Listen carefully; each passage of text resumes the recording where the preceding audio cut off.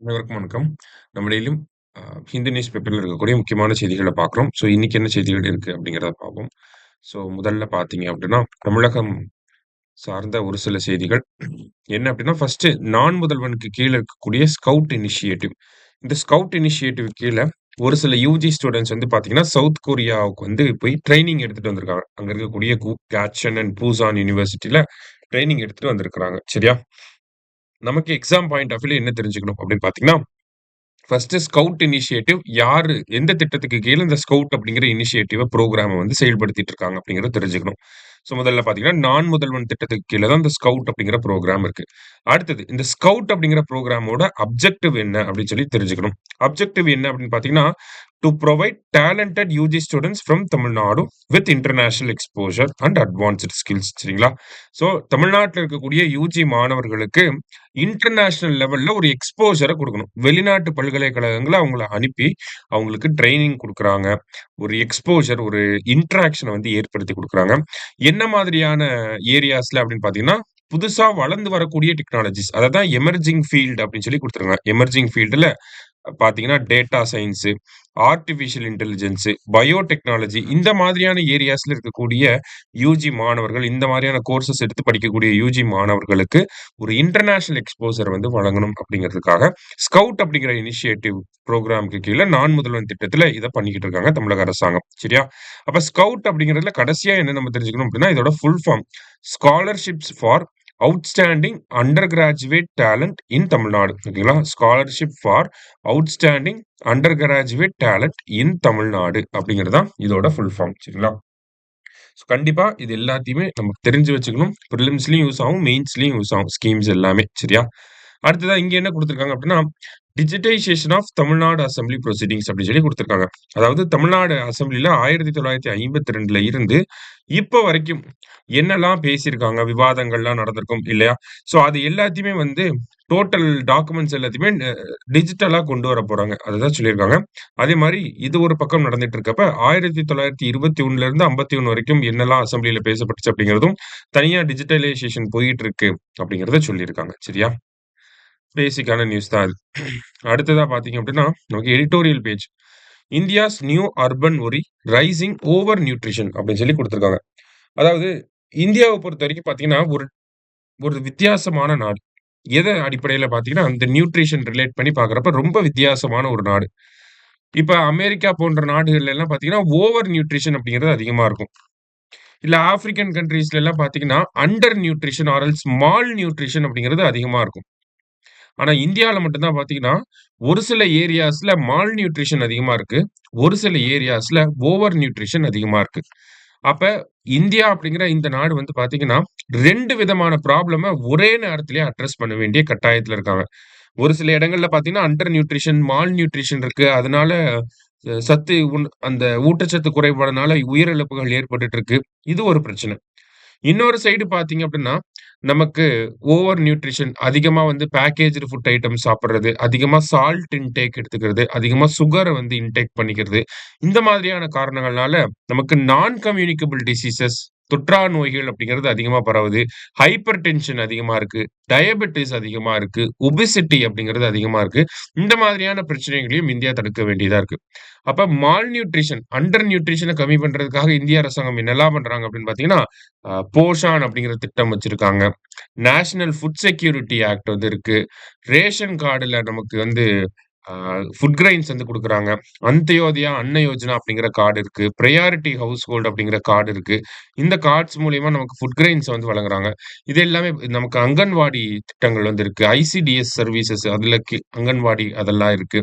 இந்த மாரியான திட்டங்கள் மூலியமா அண்டர் நியூட்ரிஷன் அப்படிங்கிறத, மால் நியூட்ரிஷன் அப்படிங்கிறத நம்ம அட்ரஸ் பண்ணிட்டு தான் இருக்கோம். ஆனா, இப்ப இருக்கக்கூடிய புது பிரச்சனையா என்ன வந்திருக்கு அப்டின்னா, இந்த ஓவர் நியூட்ரிஷன் அப்படிங்கிறது. ஓவர் நியூட்ரிஷன்னா என்ன அப்படின்னு பார்த்தீங்கன்னா, நமக்கு அதிகமா இந்த சால்ட், சுகர் இருக்கக்கூடிய ஃபுட்ட வந்து எடுத்துக்கிறது. ஃப்ரைட் ரைஸ் சாப்பிடுறது, மாடர்ன் ஃபுட்ட வந்து சாப்பிடுறது. ஆம் லைக் வந்து பார்த்தீங்கன்னா, நம்ப மெக்டி போவோம், கேஎஃப்சி போவோம். இந்த மாதிரியான ஃபுட்ஸ வந்து எடுத்துக்கிறது. அதே மாரி பார்த்தீங்கன்னா, ஆ அல்ட்ரா ப்ராசஸ்டு ஃபுட் அப்படின்னு சொல்லுவாங்க. ரெடிமேடா இருக்கக்கூடிய சப்பாத்தி அந்த மாதிரியான விஷயங்கள். அதே மாரி பார்த்தீங்கன்னா, அந்த ரெடிமேட் மேகின்லாம் கூட விப்பாய்ங்க. சுடு தண்ணீய ஊத்துனா சாப்ட்டுக்கலாம். அந்த மாதிரியான விஷயங்கள். ஸோ இந்த மாதிரியான ஒரு ஃபுட்ட இன்டேக் பண்றனால, அதுவும் குறிப்பா இந்த மாரியான ஃபுட்ட யார் அதிகமா இன்டேக் பண்றாங்க அப்படின்னா, மேஜர் அர்பன் சிட்டீஸ்ல இருக்கக்கூடிய ஐடி எம்ப்ளாயீஸ் இவங்கலாம் பார்த்தீங்க அப்படின்னா, அதிகமா இந்த மாதிரியான ஃபுட்ட எடுத்துக்கிறாங்க. இவங்களோட லைஃப் ஸ்டைலும் பார்த்தீங்கன்னா, ரொம்ப செடென்டரி லைஃப் ஸ்டைலா இருக்கும். செடென்டரி இன் த சென்ஸ் பெரிய அளவுல அவங்களுக்கு வந்து பிசிக்கல் ஆக்டிவிட்டி அப்படிங்கிறது இருக்காது. உட்கார்ந்த இடத்திலேயே அவங்களுக்கு அந்த வேலை பார்த்துட்டே இருக்கிற மாரி இருக்கும். அதே மாரி இவங்களோட வொர்க் நேச்சர் அப்படிங்கிறது பார்த்தீங்கன்னா, சம்டைம்ஸ் டே ஷிஃப்ட்டா இருக்கும். சம்டைம்ஸ் லேட் நைட் வொர்க் பண்ற மாரி இருக்கும். நைட் ஷிஃப்ட்ல இருப்பாங்க. அப்படி நைட் ஷிஃப்ட்ல இருக்கிறப்ப பார்த்தீங்கன்னா, நெறையா ஆர்டர் போட்டு சாப்பிடுறது, நைட் பிரியாணி சாப்பிட போறது, இந்த மாதிரியான ஒரு சேஞ்சிங் லைஃப் ஸ்டைல்னால என்ன ஆகுது அப்படின்னு பார்த்தீங்கன்னா, இந்த அர்பன் ஏரியாஸ்ல இருக்கவங்க ஓவர் நியூட்ரிஷன் அப்படிங்கிற ஒரு பிரச்சனைய ஃபேஸ் பண்றாங்க. ஓவர் நியூட்ரிஷன் அப்படின்னு பார்க்கிறப்ப அவங்களுக்கு நான் கம்யூனிகபிள் டிசீசஸ் அதிகமா இருக்கு. அவங்களோட வொர்க் நேச்சர்னாலயும், அவங்களோட ஃபுட் ஹேபிட்ஸ்னாலயும், அவங்களோட செடென்டரி லைஃப் ஸ்டைல்னாலயும் என்ன இருக்கு அப்படின்னு பார்த்தீங்கன்னா, பிசிக்கல் ஆக்டிவிட்டி அப்படிங்கிறது கம்மியா இருக்கு. அதனால ஸ்ட்ரெஸ் அப்படிங்கிறது அதிகமா இருக்கு. டயபெட்டிஸ் அப்படிங்கிறது அதிகமா இருக்கு. ஹார்ட் ப்ராப்ளம்ஸ் அப்படிங்கிறது யங்கர் ஏஜ்லயே வர ஆரம்பிக்குது. இதுல முக்கியமான பிரச்சனை என்னன்னா ஒபிசிட்டி. இந்த ஒபிசிட்டி அப்படிங்கிறது பெண்களுக்கு ஒரு முக்கியமான பிரச்சனையா இருக்கு. ஓகேவா? பொதுவா. இப்ப இத அட்ரஸ் பண்றதுக்காக இந்திய அரசாங்கம் என்ன பண்ணியிருக்காங்கன்னா, ஒரு சில விஷயங்கள் பண்ணியிருக்காங்க. But that is not enough அப்படிங்கிறத இந்த இடத்துல நம்ம புரிஞ்சுக்கணும். சரியா? என்னலாம் பண்ணியிருக்காங்க அப்படின்னா, ஈட் ரைட் சேலஞ்ச் அப்படிங்கிறத நம்ம கொண்டு வந்திருப்பாரு. ஐ மீன் நம்ம பிரைம் மினிஸ்டர். மத்தபடி பார்த்தீங்க அப்படின்னா, நமக்கு வந்து ஃபுட்ட வந்து ரேட்டிங் பண்றாங்க. ஓகேங்களா? இப்ப 5 ஸ்டார் ரேட்டிங்ல இருந்து 1 ஸ்டார் ரேட்டிங் வரைக்கும் இருக்கு. Food safety and standards authority of India வந்து ஃபுட்ட வந்து ரேட்டிங் குடுக்குறாங்க. 5 ஸ்டார் இருந்தா ஹெல்த்தியான ஃபுட்டு, 1 ஸ்டார் இருந்தா ஹெல்த்தியா இல்லாத ஃபுட்டு அப்படிங்கிற மாதிரியான ரேட்டிங்ஸ் எல்லாமே இருக்கு. பட் ஸ்டில் இது வந்து ஆ இனஃப்பா அப்படின்னு கேட்டா, இட் இஸ் நாட் இனஃப் அப்படின்னு சொல்லி, அதுக்கு எந்த மாடல நம்ம ஃபாலோ பண்ணலாம்? ஏதாவது ஒரு விஷயத்த நம்ம ரெகுலேஷன் கொண்டு வரோம் அப்படின்னா, அதுக்கு ஒரு எக்ஸாம்பிள், ஒரு ரோல் மாடல் அப்படிங்கிற மாரி இருக்கும் இல்லையா? ஸோ அதுக்கு சவுதி அரேபியன் மாடல வந்து ஒரு பெஸ்ட் எக்ஸாம்பிளா வந்து குடுக்குறாங்க. ஓகேங்களா? சவுதி அரேபியன் மாடல பொறுத்தவரைக்கும் பார்த்தீங்கன்னா, என்சிடி நான் கம்யூனிகபிள் டிசீஸஸ பிரிவென்ட் பண்றது அவங்களோட நேஷனல் அப்ஜெக்டிவா இருக்கு. அந்த வகையில பார்த்தீங்கன்னா, ஒவ்வொரு ரெஸ்டாரண்ட்லயும் அவங்க விக்கக்கூடிய ப்ராடக்ட்ஸ்ல வந்து கலோரிஸ வந்து லேபிள் பண்ண சொல்லியிருக்காங்க. இந்த ஃபுட்ல இவ்ளோ கலோரிஸ், இவ்ளோ ஃபேட் இருக்கு, இவ்ளோ டிரான்ஸ் ஃபேட் இருக்கு. இந்த மாதிரியான விஷயங்கள. அதே மாரி பார்த்தீங்கன்னா, sugar sweetened beverages and then energy drinks ஓகேங்களா? நம்ம கூல் ட்ரிங்க்ஸ் இதுல எல்லாம் பார்த்தீங்கன்னா, 50%லேருந்து 100% வந்து டாக்ஸ் போட்டிருக்காங்க. ஓகேவா? இப்ப எக்ஸாம்பிள்க்கு ரூ. 40 ப்ராடக்ட் இருக்கு அப்டின்னா, அது 100% டாக்ஸ் போடுறப்ப அது இன்னும் டபுள் மடங்கு தான் ஆகும்.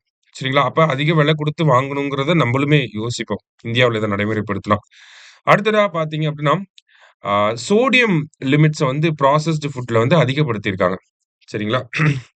சாரி கம்மிப்படுத்தியிருக்காங்க. சோடியம் யூசேஜ் சால்ட் யூசேஜ் வந்து ப்ராசஸ்டு ஃபுட்ஸ்ல வந்து கம்மிப்படுத்தியிருக்காங்க. சரியா? ஸோ இந்த மாரியான ஒரு எஃபெக்டிவான மெஷர்ஸ எஃபெக்டிவா இம்ப்ளிமெண்ட் பண்றப்ப இந்தியாவிலயுமே இந்த ஒரு சேஞ்ச் நடக்கும் அப்படிங்கிறத சொல்லியிருக்காங்க. அண்ட் தென் இடையில நெறைய டேட்டா பாயிண்ட் இருந்துச்சு. ஸோ இந்த டேட்டா பாயிண்ட் எல்லாமே நமக்கு மெயின்ஸ் பாயிண்ட் ஆஃப் வியூல யூஸ் ஆகும். சரிங்களா? ஸோ ஹோல் ஏரியாவே பார்த்தீங்கன்னா, மெயின்ஸ் பாயிண்ட் ஆஃப் வியூல தான் இந்த டாபிக்கே இருக்கு. ஒபிசிட்டினா என்ன? ஓவர் நியூட்ரிஷன்னா என்ன? அண்டர் நியூட்ரிஷன அட்ரஸ் பண்றதுக்கு இந்தியா என்ன பண்ணியிருக்காங்க? ஓவர் நியூட்ரிஷன அட்ரஸ் பண்றதுக்கு இந்தியா என்ன பண்ணியிருக்காங்க?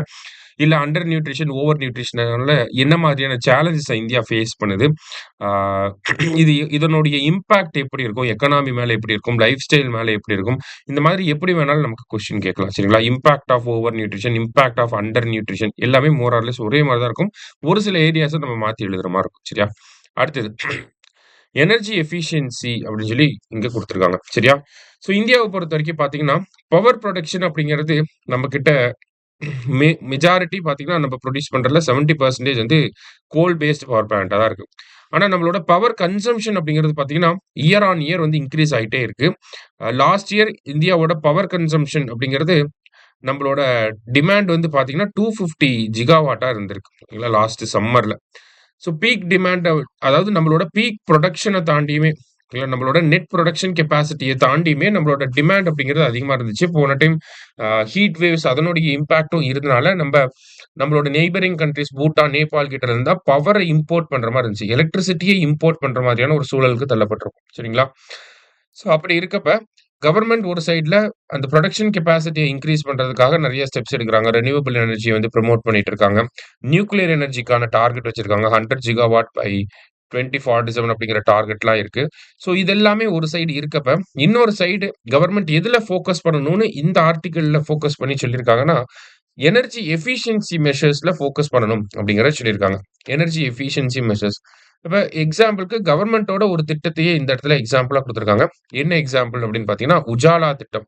உஜாலா திட்டம் அப்படிங்கிறது 5த் ஜான்வரி 2015ல கொண்டு வந்திருப்பாங்க. சரிங்களா? 2 விஷயங்கள் இருந்திருக்கும். ஓகேங்களா? டிஇஎல்பி அண்ட் எஸ்என்எல்பி அப்படின்னு சொல்லி 2 விஷயங்கள் இருந்திருக்கும். ஸ் ஆ எஸ்எல்என்பின்னு சொல்லி வரும். Street lighting national program and then domestic energy lighting program அப்படின்னு சொல்லி 2 விஷயங்கள இன்ட்ரோடியூஸ் பண்ணியிருப்பாங்க. இது என்ன அப்படின்னு பார்த்தீங்கன்னா, வீட்ல இருக்கக்கூடிய நார்மல் டியூப் லைட்டுக்கு பதிலா எல்இடி பல்ப கொண்டு வரது தான் இந்த ஸ்கீம். அதே மாரி தெருவிளக்குகளுக்கு பதிலா எல்இடி லேம்ப வந்து கொண்டு வரது தான் இந்த ஸ்கீம் சரிங்களா? ஸோ இதன் மூலியமா நம்ம இந்தியாவுல ஆ எனர்ஜி எஃபிஷியன்சி அப்படிங்கிறத நம்ம கொண்டு வந்திருக்கோம். கிட்டத்தட்ட பார்த்தீங்கன்னா, இந்த ஸ்கீம்னால நம்மனால ஒரு 9500 மெகாவாட் ஆஃப் எனர்ஜிய சேவ் பண்ண முடிஞ்சது. ஓகேங்களா? 9000 மெகாவாட் ஆஃப் டிமாண்ட வந்து நம்மனால சேவ் பண்ண முடிஞ்சது. திஸ் இஸ் ஈக்வலன்ட் டூ பார்த்தீங்க அப்படின்னா, கிட்டத்தட்ட ஒரு 19 புது பவர் பிளான்ட் ஓப்பன் பண்றதுக்கு சமமா இருந்துச்சு. ஓகேங்களா? ஸோ 9500 மெகாவாட் எனர்ஜி டிமாண்ட வந்து நம்ப சாட்டிஸ்ஃபை பண்ணியிருக்கோம். இந்த மாரி ஒரு ஸ்கீம்னால. ஸோ கவர்ன்மென்ட்டும் என்ன பண்ணியிருப்பாங்க அப்டின்னா, எனர்ஜி கன்சர்வேஷன் ஆக்ட் 2001க்கு கீழ நெறைய விஷயங்கள பண்ணிட்டு தான் இருக்காங்க. பட் ஸ்டில் இன்னும் எனர்ஜி எஃபிஷியன்சி ப்ரமோட் பண்ற மாதிரியான ஸ்கீம்ஸ வந்து கவர்ன்மென்ட் டிவைஸ் பண்ணணும், கொண்டு வரணும் அப்படிங்கிறது தான் இந்த ஆர்டிக்கிள்ல நமக்கு குடுத்துருக்காங்க. சரியா? ஸோ இந்த இடத்துல நமக்கு எனர்ஜி எஃபிஷியன்சி ஆக்ட் 2001 அப்படிங்கிறது தெரிஞ்சுக்கணும். சரிங்களா? ஏன்னா போன 2 எக்ஸாம்ல group 2A I think air act எப்போ வந்துச்சு அப்படின்னு சொல்லி கேட்டிருப்பாங்க. ஓகே 1981ல வந்திருக்கும். ஸோ அத பேஸ் பண்ணி பார்க்கிறப்ப எனர்ஜி கன்சர்வேஷன் ஆக்ட் எப்போ வந்துச்சு அப்படிங்கிறதையும் நம்ம தெரிஞ்சுக்கணும். சரியா? ஸோ மத்தபடி பார்த்தீங்க அப்படின்னா, இன்னைக்கு நியூஸ் பேப்பர்ல இருந்த முக்கிய செய்திகள் எல்லாத்தையுமே நம்ம பார்த்திருக்கோம். நன்றி.